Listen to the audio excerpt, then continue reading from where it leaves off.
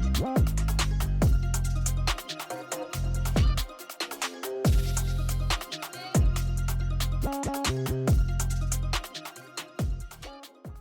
दोस्तों, कैसे हैं आप सब। आप सभी को मेरा नमस्कार।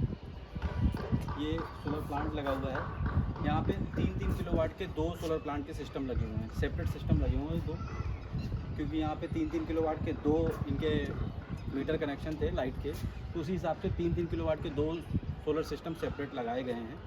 यहाँ पे हमने उषा श्री राम का सोलर पैनल यूज़ किया है। मैं कैमरामैन से रिक्वेस्ट करूँगा कि थोड़ा आगे आके सोलर पैनल दिखा दें। उषा श्री राम का 530 वाट का सोलर पैनल हमने यहाँ पे यूज़ किया है। एक सिस्टम में टोटल 6 पैनल हमने लगाए हैं। इस टाइप के 2 सिस्टम लगाए हुए हैं। आप एक बार पूरा प्लांट दिखा दीजिए।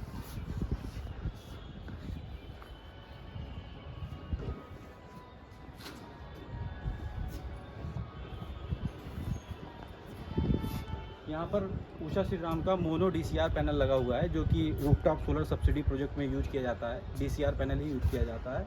तो हमने यहाँ पे DCR पैनल लगाया हुआ है, और 1 किलोवाट का सिस्टम जब मोनो DCR पैनल यूज होता है approximate 5 unit per day generate करता है। तो 3 किलोवाट का सिस्टम अगर एक सेपरेट को माने तो 15 unit light per day generate करता है एक 3 किलोवाट का सिस्टम। टोटल 6 किलोवाट लगा हुआ है, तो यहाँ पे 30 यूनिट डेली का जनरेशन हो रहा है। 30 यूनिट होता ही होता है, मतलब इससे ऊपर ही होता है जब समर्स में अच्छा पीक आवर्स में धूप मिलती है। जैसे आज का दिन, जिस दिन हम वीडियो शूट कर रहे हैं, आज के दिन तो काफ़ी सुबह से ही बादल वगैरह था, तब भी 10 से 12 यूनिट एक सिस्टम में जनरेट कर दिया है। इस सोलर प्लांट को लगे हुए 1 महीना हो चुका है। तो आइए हम डायरेक्ट कस्टमर से मिलते हैं और उनका फीडबैक जानते हैं कि इस प्लांट से उनको क्या फ़ायदे हुए हैं। तो सर, मैं आपसे पूछना चाहूँगा कि ये जो 3 किलोवाट का जो प्लांट आपने लगवाया था 1 महीने पहले, तो इससे आपको क्या फ़ायदा हुआ अब तक?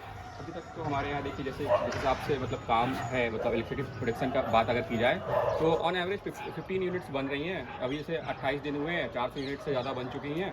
बट अभी कुछ फैक्टर्स इम्पैक्ट करते हैं, जैसे कि इलेक्ट्रिसिटी ना हो पाना, क्योंकि दिन में अगर सप्लाई की कमी आ रही है, क्योंकि पीक समर चल रहे हैं तो काफ़ी डाउन टाइम रहता है, तो उसकी वजह से भी प्रॉब्लम हो रही है कुछ। और थोड़ी बहुत वेदर का भी, जैसे अभी वेदर आज देख सकते हैं कि 4 बजे हुए हैं, बट अभी से हम देख रहे हैं कि मतलब एकदम हाँ, एकदम बादल से हो रखे हैं, और बीच में अभी क्लाउडी वेदर है। मौसम भी काफ़ी डिस्टर्ब रहा। 2-4 दिन क्लाउडी वेदर रहा, थोड़ा बारिश भी हो गई, और हमारे यहाँ थोड़ा पावर कट का भी इशू रहा 3-4 दिन, तो जिसकी वजह से थोड़ा जनरेशन कम हो पाया। तो जहाँ तक कि ये 29 डेज़ का या 28 डेज़ का जो डेटा है अपने पास, उसके अकॉर्डिंग 404 यूनिट दिखा रहा है। तो ये 430 यूनिट के आसपास होता, तो मतलब वही 15 यूनिट के आसपास कहीं ना कहीं होता डेटा। लेकिन अब वो वेदर की वजह से थोड़ा ये प्रॉब्लम हुई है।